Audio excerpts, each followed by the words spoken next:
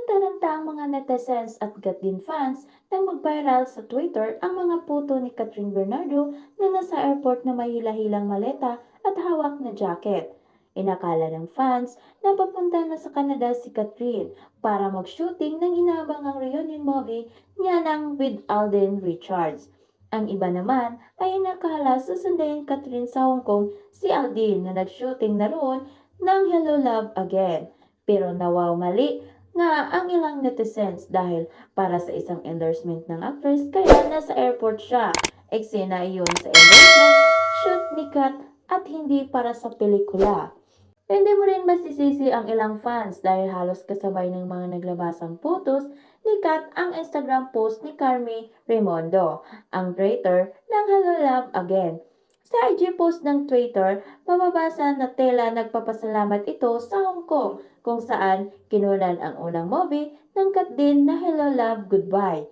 May mga lugar na dinadaanan lang pero babaguhin ka habang buhay. Salamat Hong Kong. Yan ang caption sa trending IG ni Carmi. May ilang eksena sina Alden, Joros Gamboa at Jeffrey Tam na kinunan sa HK last week at ilang araw din silang nagstay doon. Sa lugar pa rin kasi na yon magsisimula ang journey ng karakter ni Alden bago pumunta sa Canada. Samantalang nasa Canada na ang karakter ni Kat. Kung matatanda ang sa last scene ng Hello Love Goodbye ay umalis na sa HK si Joy, ang papel na ginagampanan ng actress. Trending din ang IG post na ito ni Carmi, kaya mas lalong naging masaya ang fans dahil tapos na raw ang shooting ng HLA sa HK at ready ng pa-production sa next location nila, ang Canada. Mas lalo silang na-excite sa pagsisimula ng shooting sa Canada kung saan magsasama na mga eksena sina Kat at Aldin. For sure, sa August pa sila papuntang Canada para mag-shoot. Maraming pang tatapusing commitment ang actress sa bansa bago niya simulan ang sequel na naunang movie nila ng kapuso aktor.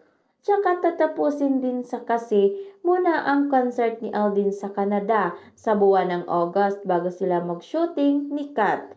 Anyway, sa sobrang excitement ng fans, ngayon pa lang ay may mga nakakasama na ring block screening sa opening day ng Hello Love Again on November 13. Nangangamoy another phenomenal box office hit for Kat din ang pelikulang ito. Sana nga para makabangon ulit ang local movie industry.